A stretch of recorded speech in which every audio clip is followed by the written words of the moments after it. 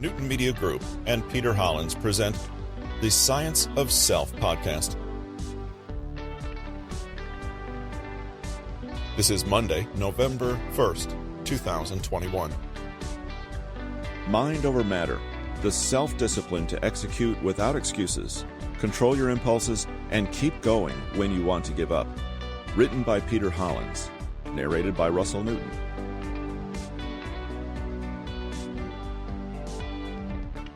Control your impulses. One massive step toward improving your self-discipline is to learn to control your impulses. They are polar opposites. One is stable and reliable, like a metronome, while the other is unpredictable, like a volcano.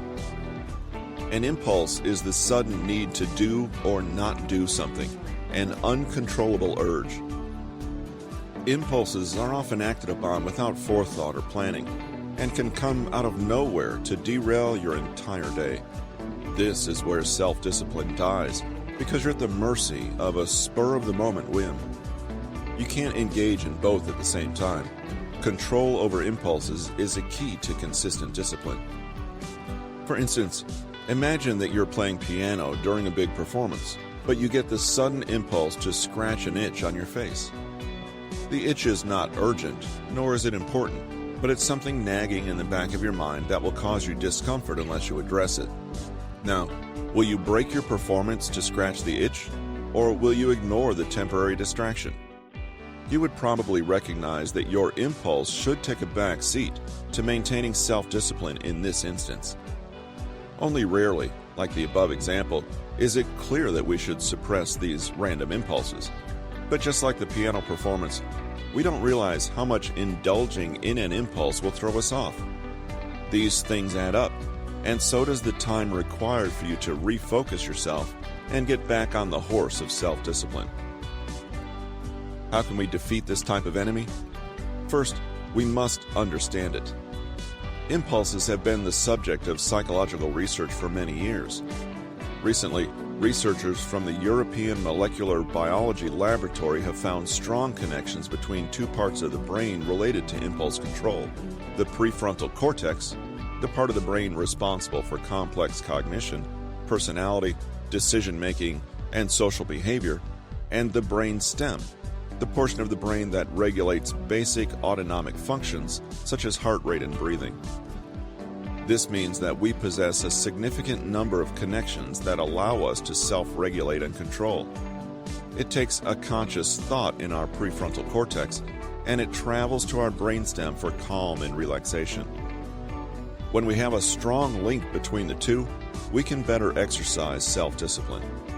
However, in one study, scientists found that a condition known as social defeat, a negative emotional state, in mice, weaken the connection between the prefrontal cortex and the part of the brainstem involved in defensive responses. With a weaker connection, they became more impulsive, wilder, and difficult to calm down. When the researchers used a drug to block the connection between the prefrontal cortex and the brainstem completely, the mice demonstrated even more impulsive behavior. How does this translate to humans? This research sheds light on what is happening in your brain when you're trying to control an impulse. If we're in an emotional state, the connection between the prefrontal cortex and the brainstem is weakened. We become more impulsive and less self-aware. We can't very well take drugs to strengthen our neural connections and maintain self-discipline better, but we can try to ensure that our prefrontal cortex is engaged as much as possible. That roughly translates to making decisions based on analysis and rationality versus emotion. Self-discipline won't win in the face of urgency, anxiety, and fear, so you have to let them pass and then keep on keeping on. When we're thinking with our brainstem, which isn't something we can control, our self-discipline goes out the window. There are techniques we can implement to help support our desire to better control our impulses. Generally, they involve some sort of delay between feeling the impulse and the reaction you give to it. In other words, the more distance between feeling the itch and scratching the itch, the better. You'll usually find that the impulse simply disappears on its own, which further proves its status as something that is simply masquerading as important when it's really not. The power of 10. If you can delay action on your impulses, often you can overcome them.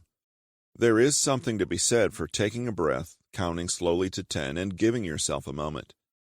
Tell yourself to persevere for just 10 more seconds when you want to stop, and tell yourself to try something out for just 10 seconds when you're delaying starting. That's the power of 10. The mere act of holding yourself back requires self-discipline, and you practice feeling a reaction without acting on it. The power of 10 takes the urgency out of your urge to act immediately. Remember, that's where your brainstem loses its grip over your actions and your prefrontal cortex steps in. For some impulses, counting to 10 won't suffice. For example, if you see something you want to buy but don't really need, instead of just taking it to the register to be rung up, you can take 10 minutes, the second power of 10. This is the same type of diversionary tactic that neuroscientists have found extremely effective to battle impulse spending and shopping. Just 10 minutes drastically reduces the brain's thirsty response for a reward.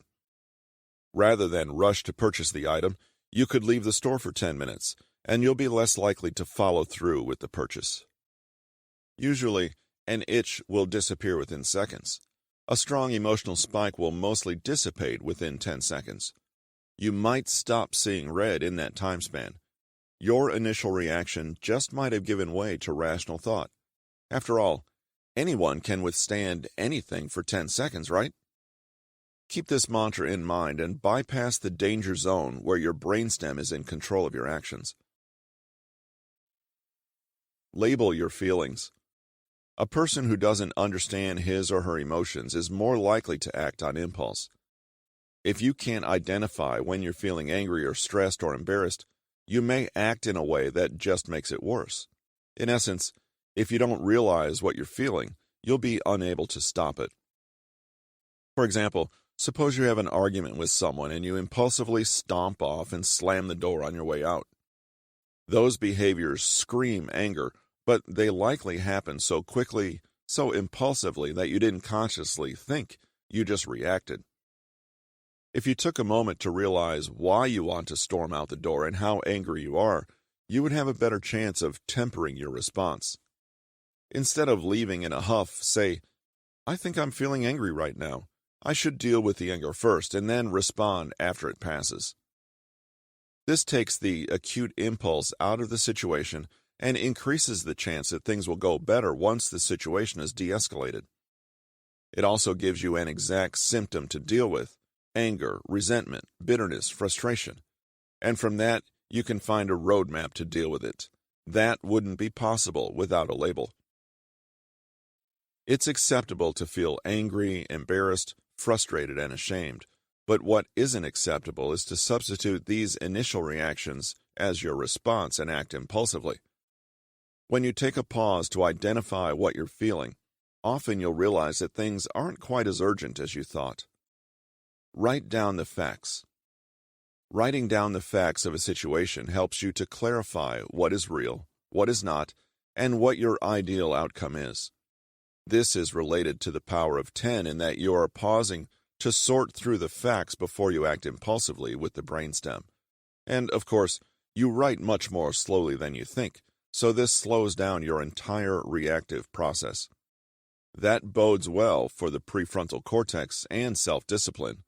Thus, when you want to quit something, when you want to delay starting something, or when you suddenly feel an urge to do something unproductive or distracting, write down the facts. Write out what the situation is, what you want to do, and what you should probably do instead. Write down your ideal outcome and how that differs from the path you would take if you gave in to your impulse. Highlight only what is factual and leave out the rest. Don't write down your feelings, emotions, fears, or anxieties. Keep it black and white. When you have a clear picture of just the facts, ma'am, you're able to look at the situation objectively and know what you should do. This not only allows you to respond in a more tempered fashion, but it helps you sort out what actually happened versus what you thought or felt happened. For example, suppose you had a blow-up with your boss at work, and your impulse is to quit your job and look for a new one. Writing down the facts will help you clarify the situation and sort the emotions from the facts. Maybe the facts are your boss blamed you for a situation. You didn't get to tell your side of the story. You've worked at your current job for 8 years. You're the primary breadwinner of your family. In addition to salary, you have good benefits, and you haven't talked to human resources to help resolve the situation. You want to punch his face and quit. That doesn't get you to your ideal outcome. Your ideal outcome involves being heard, being more assertive, and keeping your job. Suddenly, after taking the time to examine the facts, it's clear what you need to do to maintain self-discipline. An impulse only exists because it is quick and fleeting. Under greater scrutiny, they almost all crumble. Ask why 5 times. A final strategy for helping to control your impulses is asking why. This tactic is all about getting to the root of your impulse and hopefully uncovering new information about yourself. You're actually asking the same or similar question 5 times in a row, and you'll be surprised to learn that each time you just might pull out a different answer than before. You're forcing yourself to justify why an impulse should win out over self-discipline. At the end of the process, you'll either be able to answer why sufficiently, or you'll come to the conclusion that it was simply an impulse not worth partaking in. Impulses are never thought through or founded on deep analysis, so you wouldn't expect to be able to answer why more than once or twice.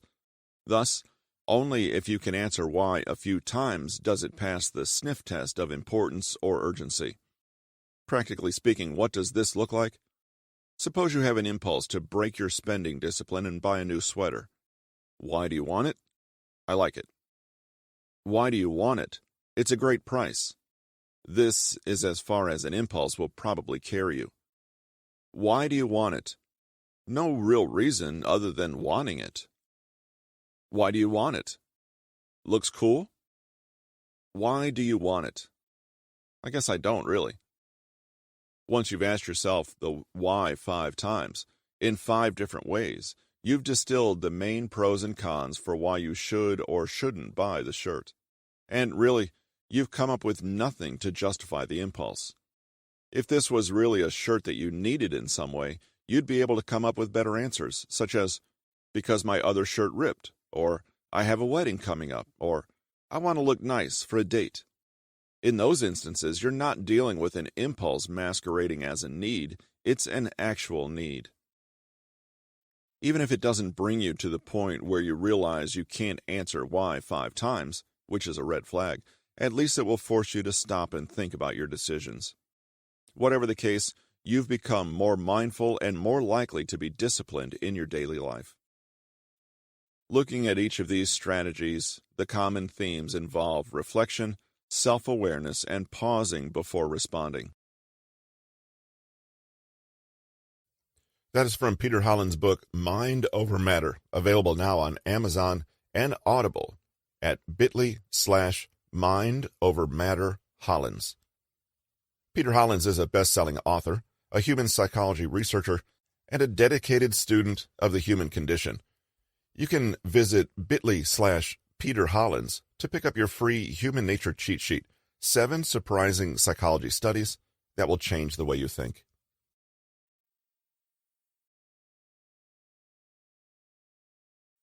For Peter Hollins, this is Russell from Newton Media Group. We appreciate you joining us today. Please take a moment and, if it's available, leave a review or a rating on your podcast provider.